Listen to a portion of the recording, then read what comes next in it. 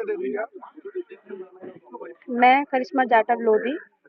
किस प्रकार का कार्यक्रम है ये आज ये उपलब्ध ये जो आपका ये? कार्यक्रम है ये हमारे माननीय प्रधानमंत्री जी के द्वारा, हमारे माननीय मुख्यमंत्री जी के द्वारा दिया गया है और इससे समाज में एक मैसेज दिया गया है कि जो हमारे संत कबीरदास जी महाराज जी थे, उनके द्वारा जो वचन थे, उनके द्वारा दिए गए वचन, उनके द्वारा दिए गए काम कार्य, वो ये हमें सिखाते हैं कि उन्होंने छुआछूत के बारे में, लोगों की समानता के बारे में, लोगों के बारे में, जो पाखंड उस टाइम पे 685 सदी में मतलब 13वीं उसमें जो पाखंड फैला हुआ था, उसको मिटाने का काम किया और संतों को क्या है ऊपर उठाने का काम किया और जो संत के बारे में हमें जितना भी पता चल रहा है। जैसे कि देखा जा रहा है यहाँ लोग पूजन कर रहे हैं, जी अपार संख्या में लोगों की भीड़ दिखती है, जी जी तो कैसा सहयोग मिल रहा है, कैसा लग रहा है आपको? इस चीज से बहुत खुशी हो रही है क्योंकि जो संतों को पहचान मिली है वो केवल और केवल बीजेपी सरकार में मिली है,